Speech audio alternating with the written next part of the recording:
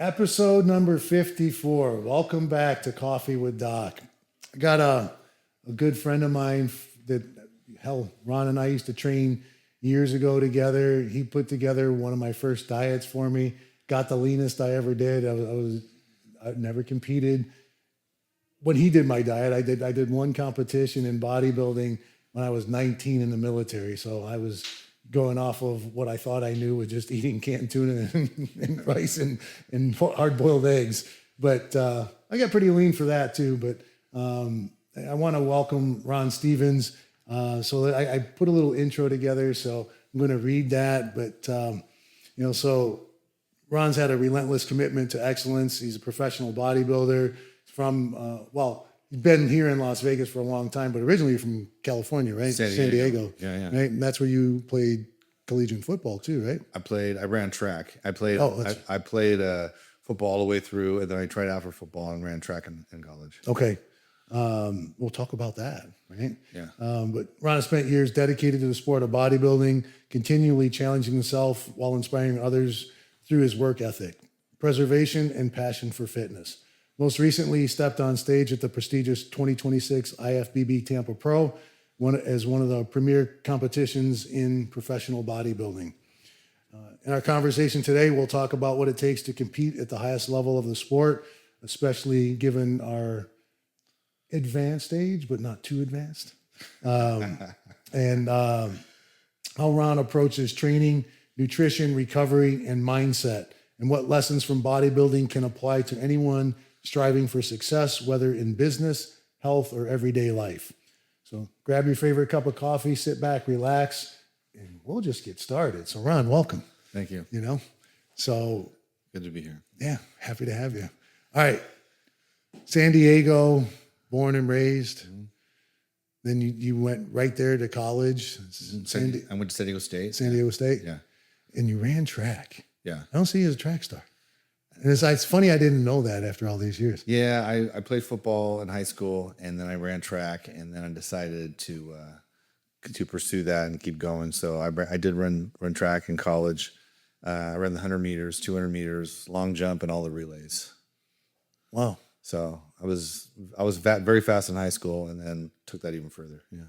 So what body weight were you running around? Yeah. Back then I was 175, 180 pounds at my current height. So, yeah. Well, but I was always lean though. I always had that muscle type and the muscle tone, the fast twitch muscle fibers. I always had that even when I was a kid. So yeah, that was my first love, was track. Okay.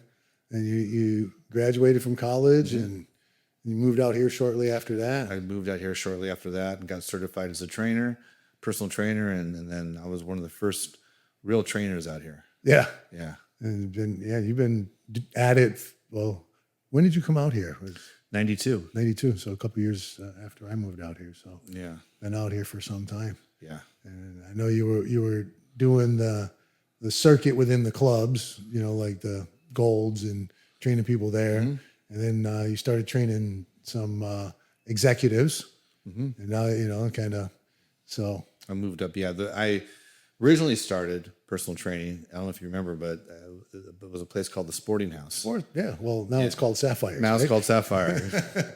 But that was a big gym back then, and it was that and I think Green Valley had a athletic club too. But it was a big gym. Everybody went there. It had like a restaurant, had a physical therapy clinic in the back, there was a hairstylist there. They had a big gym, basketball court, restaurant, the whole thing. So that's where I started training people at first. It's where another famous personality from Vegas got his start training people too. Dana White. I believe he was a trainer there. Yeah, Dana White, and also at the Q, the sports club. That's where he was doing his box aerobics. Yeah. So that's that training. I mean, it was a small world. Vegas was much smaller back then. Yeah. Right. And back then, there weren't many personal trainers that went to college and got certified nationally. It was a big deal to get certified. It wasn't something you could just go online and take a test. There was no online. There was no online. You're right. We had to send away for, a big thick book. We had to study it. There was a lot of anatomy, kinesiology, physiology. I got certified at Loyola Marymount. Oh, very cool. Yeah, they had a plan there. Is it NASM? Was NASM. Back then, NASM would do 3 certifications a year, one in Chicago where they were from. Then they pick an East Coast and a West Coast location. So the West Coast location was at Loyola Marymount. It was like a 3-day exam. So back then it was really extensive. You had to know the book in and out. And we had a practical exam, and it was 3 days worth of testing, and you had to pass, I think it was over 80%. So back then it was more challenging. More challenging to be a trainer. You couldn't just get online and just take some fly-by-night, 20-question test. Well, I mean, think about it. You had to know some anatomy, physiology. Yes. Right? So today, I mean, it seems like everybody's a trainer. I mean, listen, I know it's not good to judge, but, if I see a fat trainer, I don't have much respect for them, right? Right. So there's that. I see trainers now, and I look at the way they're allowing their clients to move, and I just have to walk away because I'm like, you're going to get this person hurt. You're not correcting them. I just see a squat, right? And I don't need to tell you, but because you've seen it, and you just go, oh my God, their knees, their back, it just looks terrible. Right. There's no, and there was a point in my life where I go over and try to help them, and anymore I just go, I don't want to get in anybody's business, But there's people making money in the training world that know little to nothing about human movement.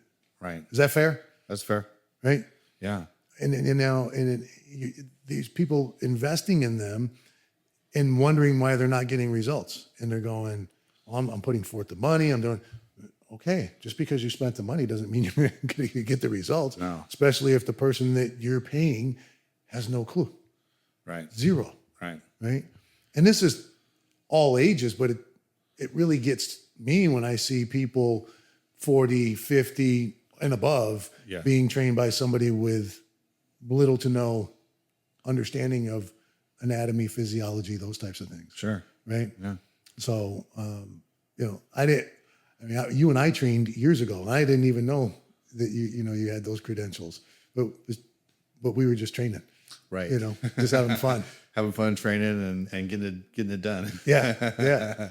But I used to make fun of bodybuilders because I was a power lifter, and it's like, nobody lifts heavy enough. And I watched Ron lift back then. I was like, I could train with him, because he's lifting heavier than me in a lot of lifts. So I was like, all right, so at least there's going to be a little challenge.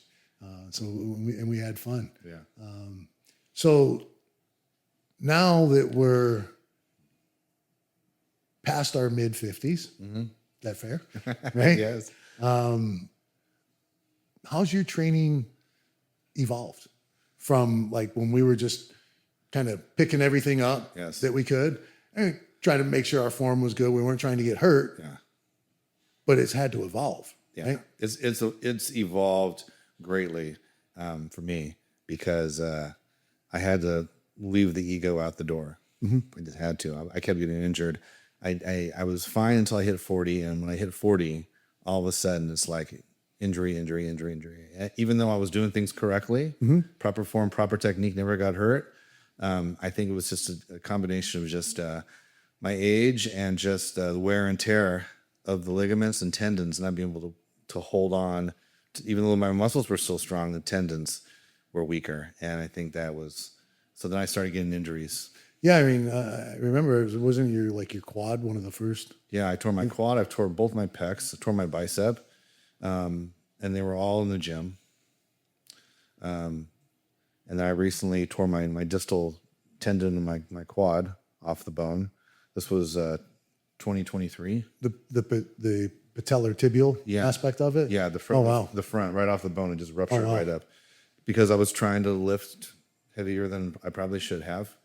And like I said, the technique was good, the form was fine. It's just, I think it's just a matter of risk and reward. Is it worth it? Right.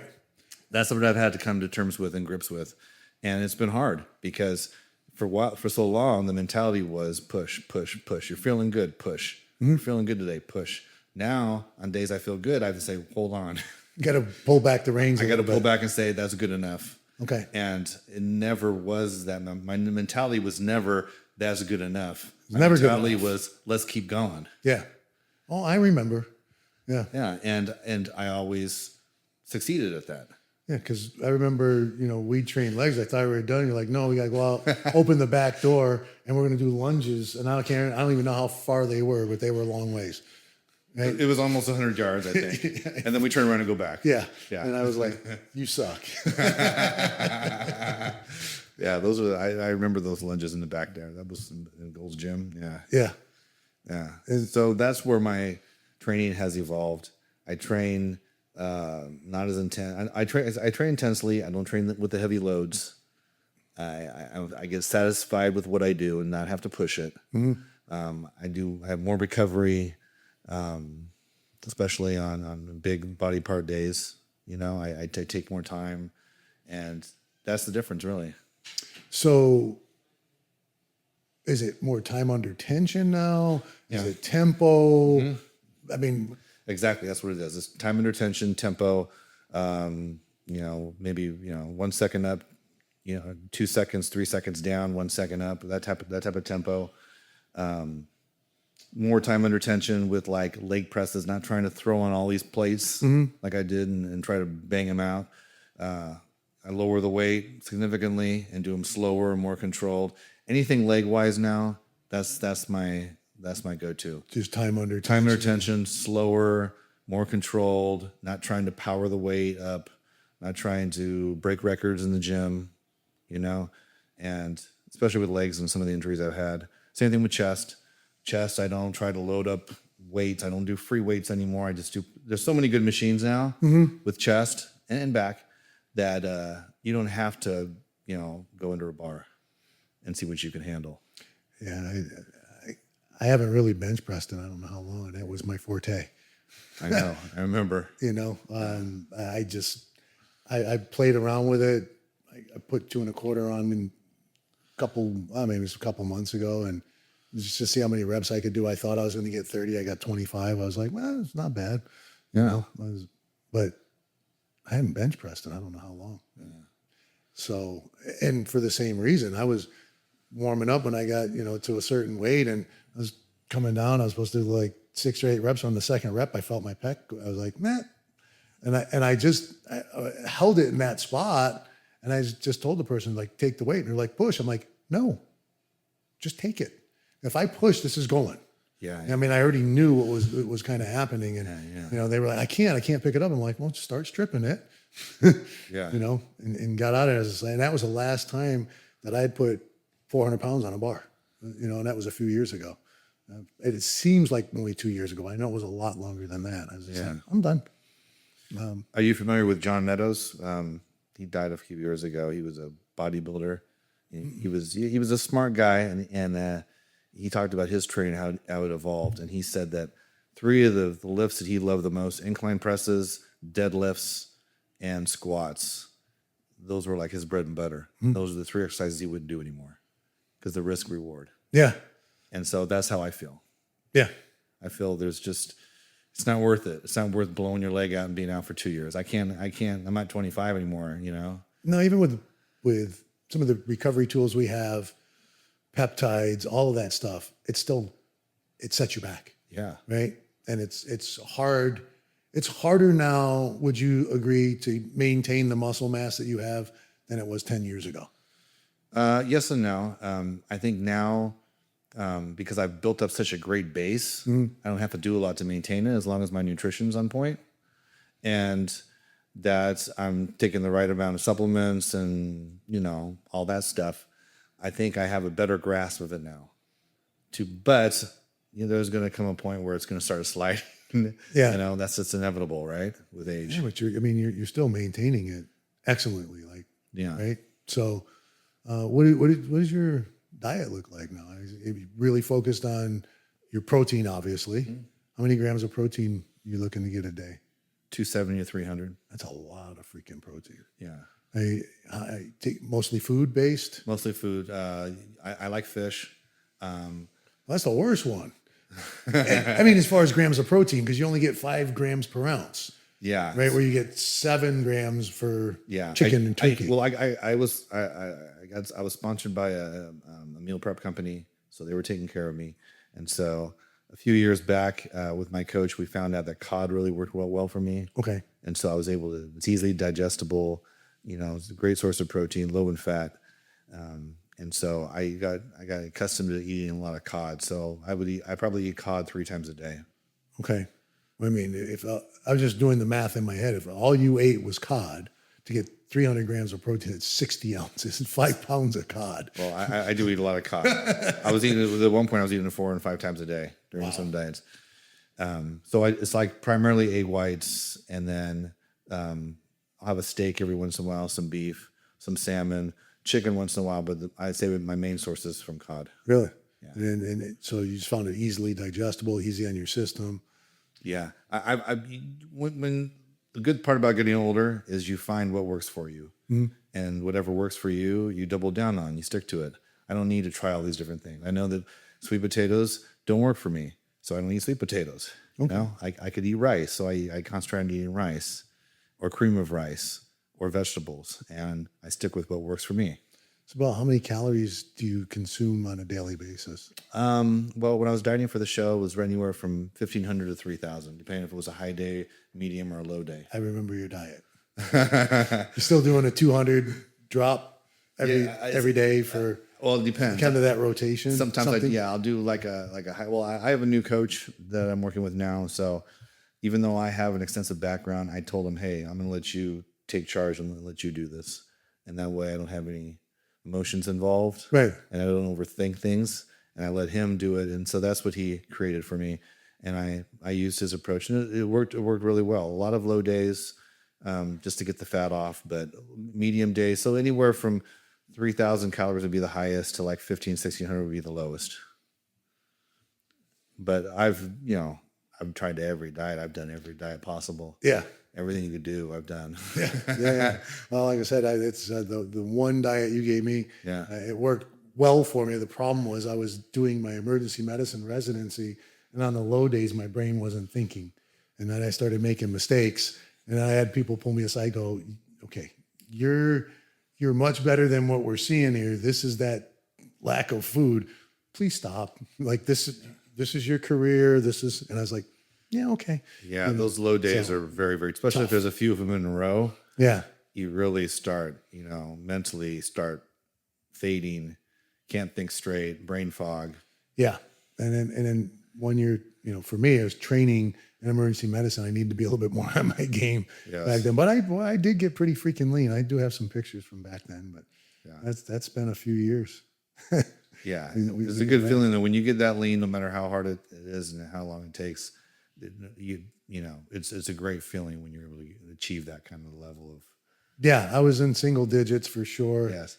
I was still walking around at like 235. Yeah. Then I was like, I don't even weigh 235 now. I have a lot more body fat than I had then. But those were good times with that. What does your routine look like today, as far as get up in the morning, kind of? Well, I'm a person that likes a routine and likes a schedule. Mm-hmm. So I get up pretty much at a certain time every day, and I have the routine of what I do. I walk my dogs, and then I'll have some protein, some carbohydrates.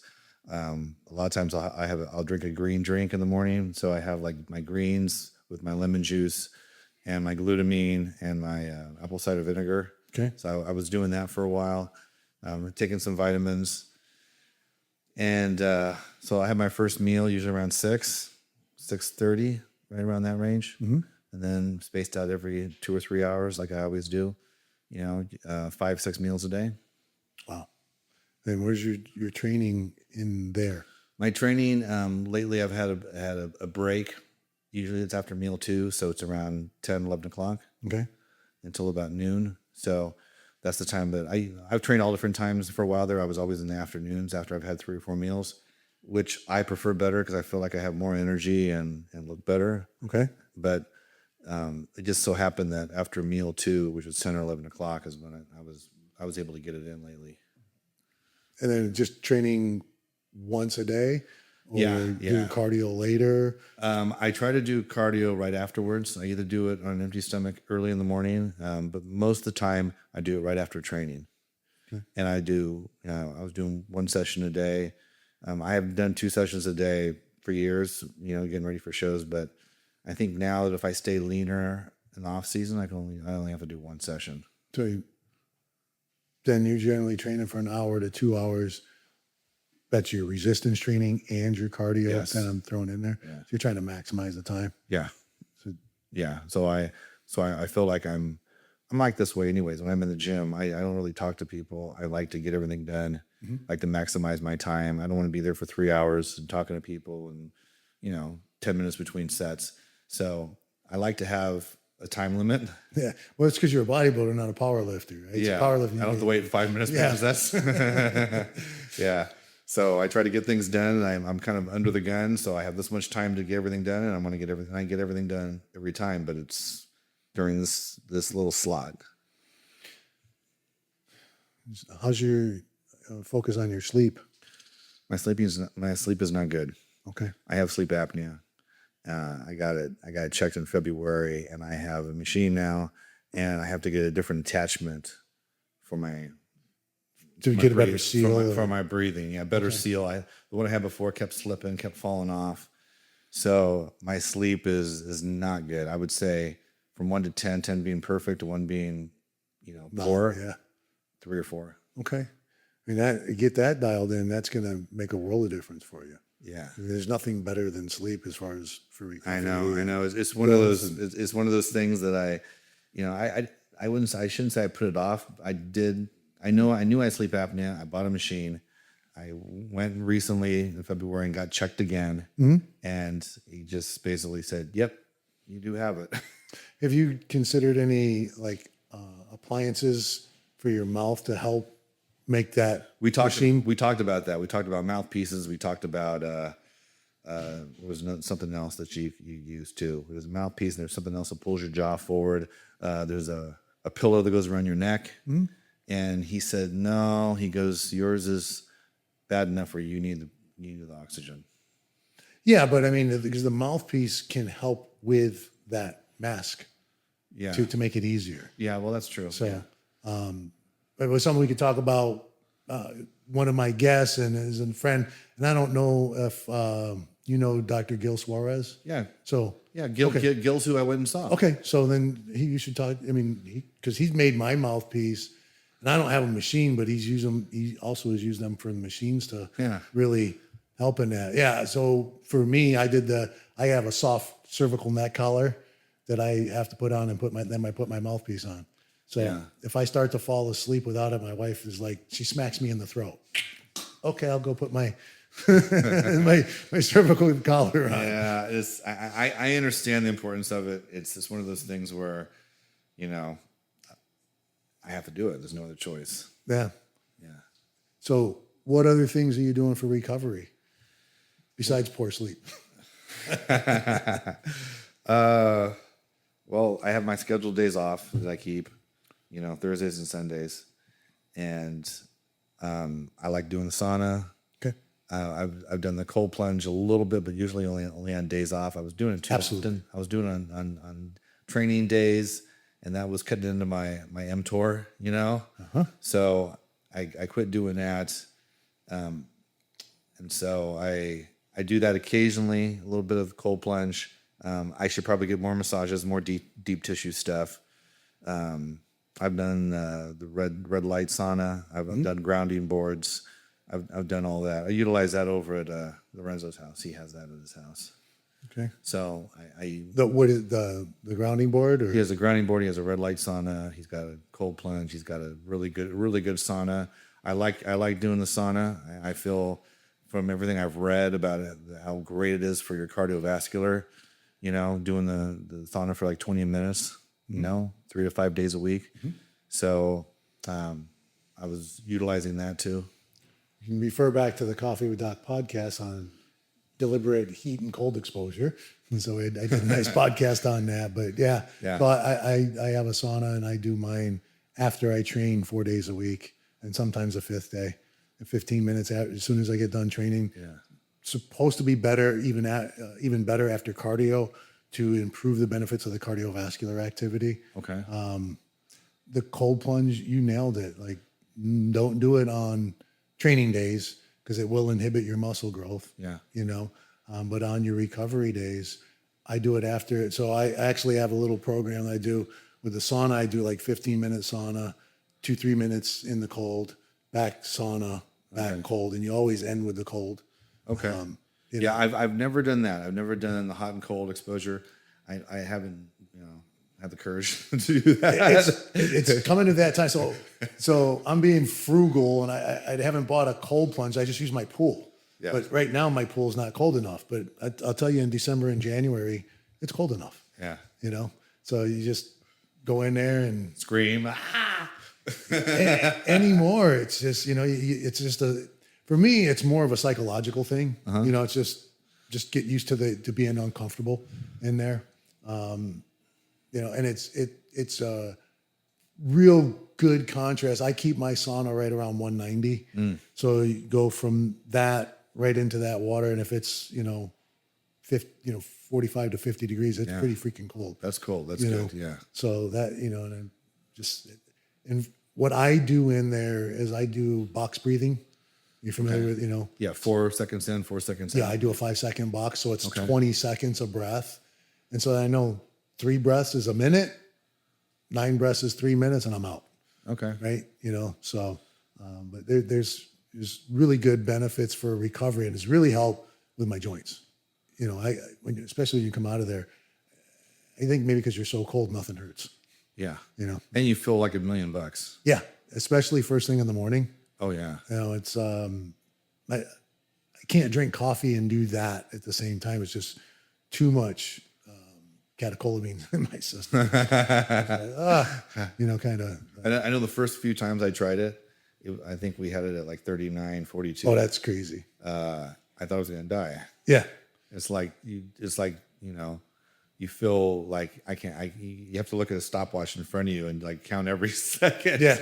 It's like fight or flight, And it's mostly flight. You want to fly a lot in there. He's like, let me out. Yeah. So today, like I see you're wearing your